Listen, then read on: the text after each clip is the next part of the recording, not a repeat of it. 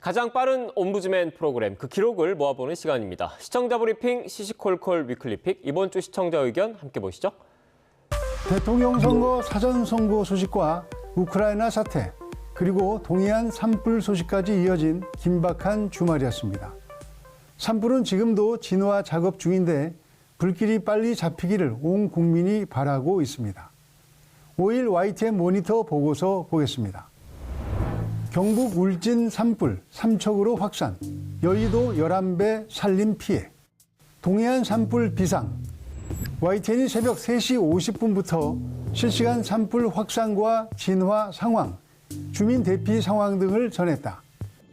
또 시간대별로 전문가 대담을 구성한 방식은 돋보였고 산불 확산이 심한 이유와 산불 대처법 등 실시간으로 궁금한 정보뿐만 아니라 시청자가 알아야 할 정보를 완성도 있게 전했다고 평했습니다.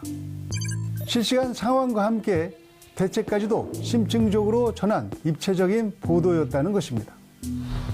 YTN은 공식적으로 재난방송사가 아니지만 재난 발생 시 전국 네트워크를 활용해 재난 상황을 실시간으로 전하고 있습니다. 또 대선과 우크라이나 사태 등으로 취재 인력 상황이 여의치 않은데도 산불 현장에 기자만 12명 이상을 추가로 투입하며 현장 상황을 실시간으로 전하고 있습니다. 재난으로 인한 피해를 줄이고 국민들의 안전한 삶을 위해 재난 현장을 신속하고 충실하게 전하는 YTN이 되겠습니다. 시청자분들의 제보 영상도 소중한 뉴스가 됩니다. 제보의 창은 늘 열려 있습니다. 사전 투표율에 대한 언론 보도에서 자주 쓰인 사자성어가 있었습니다. 바로 동상이몽입니다. 포털에서 사전 투표와 동상이몽으로 함께 검색해 보면 많은 매체가 사전 투표 결과에 대해 여야가 다르게 해석하고 있다고 보도했습니다. 그런데 동상이몽이라는 사자성어를 이때 쓰는 것이 적절한 것일까요?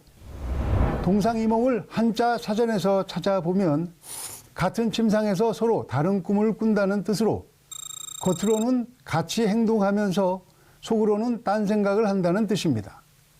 비유적으로 같은 입장인데도 목표가 저마다 다름을 일컫는 말이라는 것입니다. 여야가 대선이라는 같은 침상에 있고 목표는 자기 당 후보의 당선이라는 점에서 동상이몽이라고 헤드라인을 쓴 것 같습니다. 같은 입장인데도 목표가 저마다 다를 때 쓴다는 사전의 설명과는 살짝 결이 달라 보입니다. 여야의 입장 자체가 같다고 보기는 어렵기 때문입니다. 그래서 사전투표에 대한 여야의 해석이 다른 것을 동상이몽이라고 쓰는 것보다는 나에게 유리하게 해석한다는 아전인수라는 사자성어를 쓰는 것이 더 적절하지 않을까 하는 생각이 들었습니다. 높은 사전투표율, 여야 동상이몽, 이것보다는 높은 사전투표율, 여야 해석은 제각각 또는 높은 사전투표율, 해석은 아전인수 이렇게 쓰는 것이 조금 더 정확했을 것 같습니다. 이제 대선은 끝났습니다. 많은 분석이 나오고 있지만 국민들이 원하는 사자성어 하나만큼은 분명해 보입니다. 태평천하,